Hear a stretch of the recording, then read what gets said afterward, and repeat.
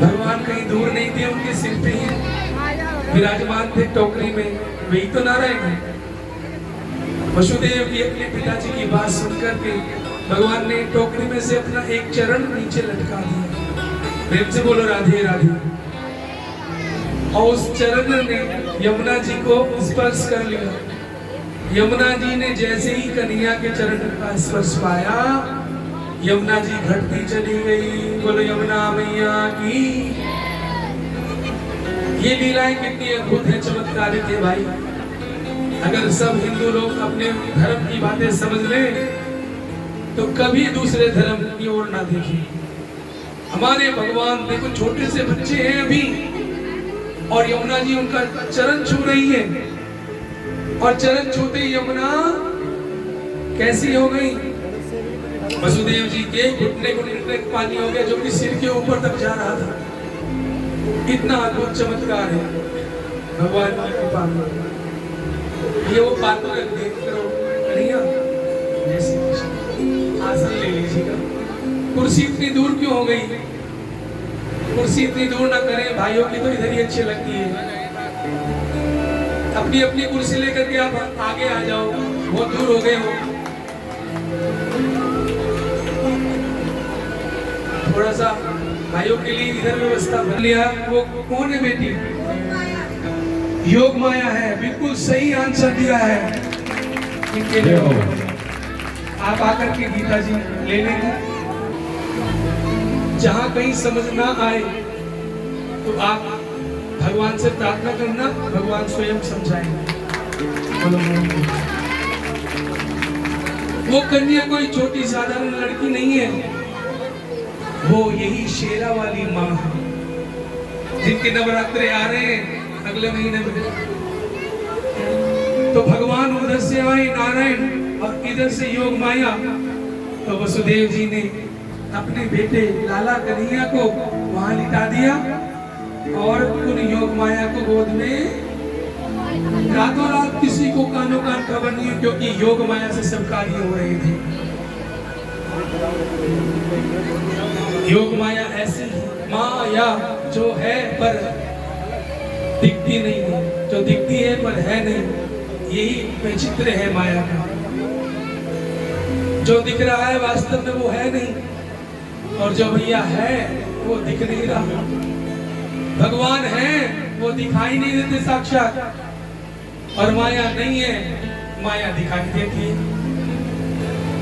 ये भगवान का वैचित्र है। प्रेम से बोलो राधे राधे। भगवान को जब वसुदेव जी ने अपने सिर पर शिरोधारी किया तो उनकी मोटी मोटी जेल में हथकड़ियां जो लगी हुई थी सब चटक गई, टूट गई। और जैसे ही भगवान को वहां गोकुल में छोड़ करके माया को उठाया तो इधर मथुरा में आकर के हथकड़ियां वापस लग गई। तो इसलिए ये जो कथा है ये शिक्षा देती है कि माया का संपर्क होते ही जीव बंध जाता है, और जब भगवान हृदय में प्रकट होते हैं तब वो जीवन मुक्त हो जाता है, स्वतंत्र हो जाता है। इसलिए भैया जिनके घरों में भगवान की पूजा होती है लड्डू गोपाल जी के रूप में, लड्डू गोपाल जी साक्षात उस घर में कृपा करते रहते हैं, देखते रहते हैं। लेकिन ये धीरे धीरे समझ में आता है भगवान कितने दुख अपने ऊपर ले लेते हैं भक्तों के। प्रहलाद जी को शुक्राचार्य के बेटे शंड अमर्क ने हिरण्यकशिपु के कहने पर खोलते हुए तेल में डाला। जानते हो फफोले किसको पड़ गए? भगवान के शरीर में। माता लक्ष्मी कहती है स्वामी ये आपके शरीर पे क्या हो गया? बोले देवी मेरे भक्त को वहां तेल के कढ़ाई में डाला गया है, और प्रहलाद जी बैठे हुए ओम नमो भगवते वासुदेवाय जप रहे, उनके शरीर में कुछ नहीं होता, आग भी उन्हें नहीं छूती थी, पानी में डूबते नहीं थे। किसके बल पे? प्रभु के नाम के बल पे। बोलो हरे कृष्ण कृष्ण कृष्ण हरे हरे, हरे राम राम राम हरे हरे। ये जो मंत्र है ना, महामंत्र है। साक्षात भगवान ने ये मंत्र इस धरती पर भेजा है। स्वयं श्री भगवान ने ब्रह्मा जी को प्रदान किया ये मंत्र। ब्रह्मा जी ने देवश्री नारद जी को प्रदान किया, देवश्री नारद जी ने व्यास जी को प्रदान किया, और व्यास जी ने सुखदेव जी को प्रदान किया, सुखदेव जी ने परीक्षित जी को प्रदान किया, और परीक्षित जी के माध्यम से आज पूरे विश्व में ये कीर्तन गाया जाता है। आप भी अपने घरों की दीवारों पे कुछ अच्छी चीजें चित्रकारी करा लीजिए। देखो लंका में विभीषण का घर था ना, सारे घर तो पहचान में आ रहे थे राक्षसों के हैं, लेकिन उस लंका में एक घर था जहां की दीवारों पे शंख बना हुआ है, चक्र बना है, धनुष्मान बने हुए, और क्या लिखा हुआ है? श्री राम, राम लिखा हुआ है। तुलसी का पौधा है वहां पर। तो हनुमान जी जब सीता मैया की खोज करने उस लंका में घूम रहे थे, और राक्षसों के भवनों में तो कहीं मांस पक रहा है, कहीं अप्सराएं नाच गा रही हैं, तो हनुमान जी सोच रहे ये भी नहीं। और जब वहां विभीषण जी की कुटिया में गए और तुलसी के पौधे खड़े थे, तो हनुमान जी सोचने लगे ये क्या माया, क्या ये कोई ढोंगी है, क्या कोई पाखंडी ने भ्रमित करने के लिए मुझे ये माया की है? तो हनुमान जी ने परीक्षा ली। परीक्षा कैसे ली? तुलसी की झाड़ी की ओट में छुप गए और ब्रह्म मुहूर्त की प्रतीक्षा कर रहे थे 4 बजे सुबह। जैसे ही सुबह विभीषण जागे तो राम राम गुण बरने लगे, राम राम कहने लगे। भैया भक्त की पहचान सुन लो, भगवान की कृपा की पहचान सुन लो। जो भी व्यक्ति सुबह उठते ही, ध्यान देना मैं क्या कह रहा हूं, जिस व्यक्ति के सुबह उठते ही मुख से भगवान का नाम निकलेगा, समझ लो भगवान ने उसका हाथ पकड़ लिया है। बोलो राधे राधे।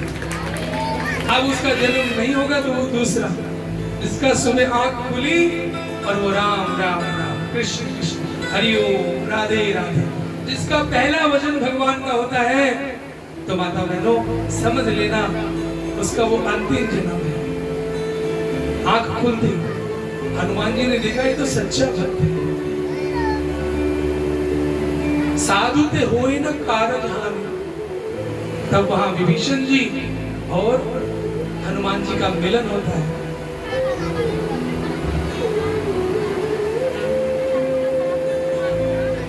तुम उपकार विभीषण की ना, राम मिलाए राजपद दीना। हनुमान जी जैसे, हनुमान जी प्रेमी गुरु भक्त भगवत भक्त जिसको मिल जाए वो भी तो राम जी से मिल सकता है।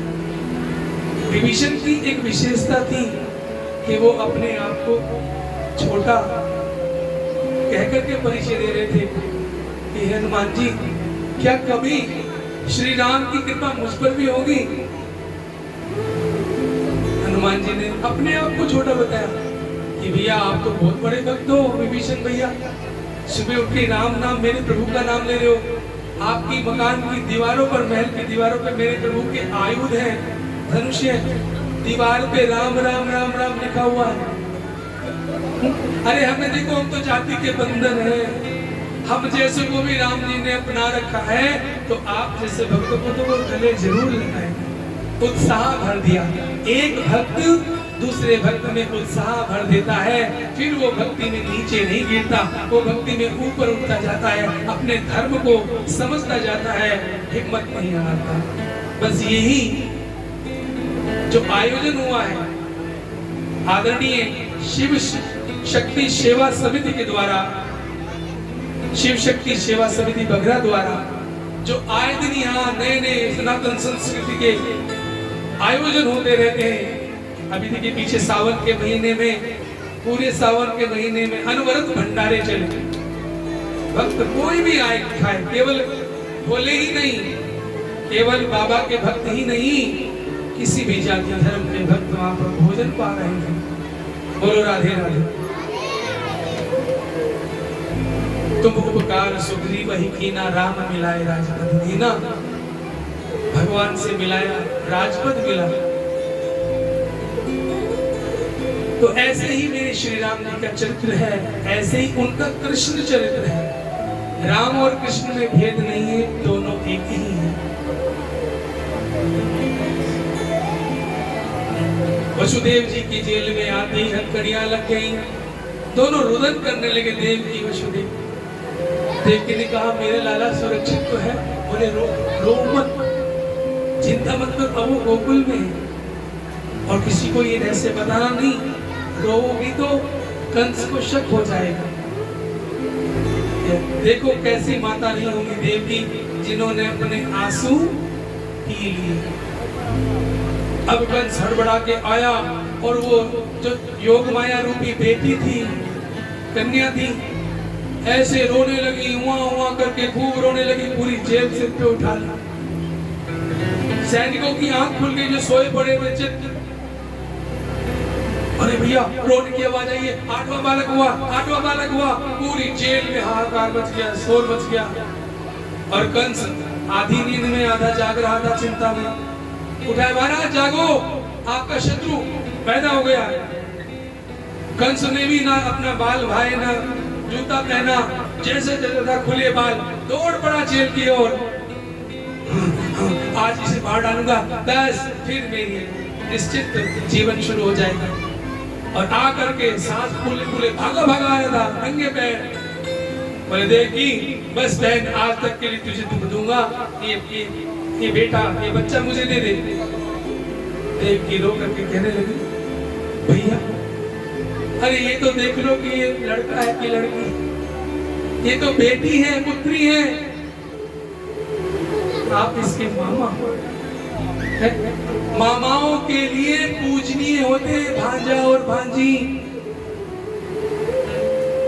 मामा अपने भांजा और भांजी के पैर भी छूते हैं हमारे हिंदू सनातन धर्म में। ऐसा नाता है। देवकी रो रो करके अपनी पुत्री की, योगमाया रूपी पुत्री की रक्षा की गुहार कर रही है। लेकिन क्या सोचने लगा, क्या कहा पुत्री? बोले हाँ भैया, ये तो पुत्री है। अरे तो क्या देवता दुष्ट लोग झूठ बोल रहे थे? मेरे हाथों से मेरी बहन के इतने बच्चों को मरवा डाला, मैं इन सभी देवताओं को मार डालूंगा। उसने तो कहा था आकाशवाणी में, देवकी का 8वां लाल, और ये तो 8वां लाल नहीं, ये तो पुत्री है। कदम पीछे हटा लिया, पश्चाताप करता हुआ पीछे जाने लगा। तो पीछे जो उसके चंडाल चौकड़ी के राक्षस थे, कहने लगे महाराज क्या कर रहे हो, आप भी भावुक हो गए ना? है? अरे ये सब भावुक होने का नहीं है, समझदारी से काम लो।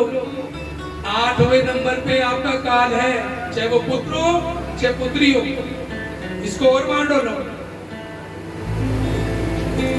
हो सकता है जब ये जवान होगी, इसकी विवाह होगा, तो जो इसका पति आएगा, क्या पता ये देव बहुत चतुर होते। तो पहले नारद जी ने उनकी बुद्धि चकराई थी, अब इनके चंडाल चौकड़ी राक्षसों ने चकराई। बोले हाँ तुम ठीक कहते हो, देवकी लाओ, और छीन लिया योगमाया। पास में एक पत्थर था चाक का, और उस पत्थर पे जैसे ही इस बिटिया को, इस कन्या को पटकने लगे, हाथ में से छूट गई। और वही अष्टभुजाधारी शेर पे दहाड़ते हुए, शेर पे सवार होकर के ये योगमाया ने दर्शन दिए। बोलो योगमाया की। और अट्टहास करने लगी। उनकी हंसी से सारे दिशाएं कंपमान हो गई। एक हाथ में खड़ग, त्रिशूल, गदा, धनुष, सारे आयुध सुशोभा माने मां भगवती। और कह रही है दुष्ट, तेरे पापों का घड़ा भर चुका है और तू मुझे मारेगा। वैसे तो ये शिव शक्ति का उपासक था। जब माँ को देखा, अरे माँ मुझे क्षमा कर दो, मैंने ये नहीं जाना कि कन्या के रूप में आप हो। बोले अब तुझे कोई क्षमा करने वाला नहीं, तुझे मारने वाला यही कहीं इस ब्रज में छुपा हुआ है। बोले माँ उसका जरा पता बताती जाओ। बोले ये नहीं बताऊंगा। और माता अंतर ध्यान हो गई। बोल साचे दरबार की जय हो। आकर के आपातकालीन बैठक बिठाई कंस ने और जितने बड़े बड़े राक्षस थे सबको बुलाया। अरे तुमको पता है हमारी जो काल थे, हमारी जो मृत्यु थी, ऐसे ऐसे घटना घटी। उन्हीं राक्षसों में एक राक्षसी पूतना आ गई, मुंह बोली बहन थी। बोले भैया आप जैसे बहादुर योद्धा, त्रिलोकी विजय करने वाले कंस, एक बच्चे के पैदा होने से डरे जा रहे हो। अरे मैं बहन किस काम आऊंगी? मेरा नाम है पूतना। पूत बोलो, पूतना। जिसका कोई पूत नहीं है, एक अर्थ तो ये है। और जो किसी की गोद में पूत देखना पसंद ना करे। बोले मैं अब से 10 दिन तक के बच्चों को जहां जहां दिखाई दे सबको खा जाऊंगा और तू चिंता मत करे। बोले बहन तुमसे मुझे यही आशा है, जल्दी से मुझे खुशखबरी दो, ब्रज के सारे बच्चे खत्म कर दो। चली पूतना आई और उधर गोकुल में क्या हो रहा है? गोकुल में चले, कौन कौन गोकुल में चलेगा? वहां तो बधाइयां हो रही हैं। मैया के बराबर में एक लाला लेटा हुआ है, हल्की सी झीनी सी चदरिया से ढका हुआ है। और 2 महीने पहले इनकी नंद है, लाला की बुआ जी आ गई। 2 बुआएं हैं कन्हैया की, नंदा और सुनंदा। देखा भाभी जी अभी उठी नहीं है, सवेरा है गए उसे, सूर्य चढ़ गए है। तो देखो पतली सी झीनी चदरिया हटा रही है और 10 बार भगवान का नाम लेती है, हरिशरणम हरिशरणम, हे प्रभु लाला हो, हे प्रभु लाला हो, हे प्रभु। और चदरिया जब बोली तो है गए हो। पूरे आंगन में खुशी हो गई, मैया भी जग गई। अरे कहाँ भयो? सारी ग्वालिन कहने लगी, सखियां कहने लगी। बोले अभी ना बताऊंगी, पहले बताओ मेरा भैया कहाँ है? नंद। बोले नंद तो गौशाला में रात से जप कर रहे हैं, हरिशरणम हरिशरणम, हे प्रभु। बीच बीच में दाइयों से पूछते हैं अरे कछु भयो? तो दाई कहती है 11 बजे रात के, अभी तो कछु भयो नहीं। फिर 1 घंटे बाद माला जप के अनुष्ठान चल रहा था बाबा का। बोले कछु भयो? बोले अभी तो कछु भयो नहीं। भयो माने हुआ नहीं, इसकी भाषा। तो बाबा को नींद भी आ रही है, माला भी उल्टी पुल्टी चल रही है और मंत्र जो जप रहे थे हरि शरणम, वो पलट गया। सुबह उठ करके बाबा के कानों से, बाबा के मुख से जो आवाज आई वो आवाज बदल चुकी थी। बाबा जप रहे थे अभी तो हुआ नहीं, आगे का होएगो, अभी तो भयो नहीं, जाने का होएगो, ये मंत्र चल रहा था। इतने में आकर के नंदा बुआ ने कहा भैया बधाई हो। आप क्यों नहीं बोलते? आवाज ऐसे आ रही है जैसे मेडिकल हॉस्पिटल से आ रही है। बधाई ऐसे दी जाती है कन्हैया की। अरे किसी के यहाँ पड़ोस में बच्चा हो तो अड़ोस पड़ोस में नाचते गाते हैं, अरे एक बार जोर से बोलो बधाई हो, बधाई हो। हमारे नंद लाला की बधाई है। नंद बाबा की आंखों में आंसू आ गए, पूरी रात हरि का स्मरण किया था। बोले बहन क्या हुआ है? बोले ऐसे थोड़ी बताऊंगी, पहले मुझे हार तो तिजोरी की चाबी हाथ में सौंपते हुए बोले नंद बाबा ले ये तिजोरी की चाबी, जो लेना है ले ले, लेकिन जल्दी से खुशखबरी दे। बोले बाबा तेरे लाला को जन्म भयो है। बोलो कृष्ण कन्हैया लाल की जय हो। इधर खुशियां बन रही हैं। बोलो गोपाल भगवान की जय हो। आइए भगवान के इस खुशी के मौके पर प्रभु के चरणों में एक हाजिर लगाते हुए फिर भगवान पूतना का उद्धार करेंगे। बोलो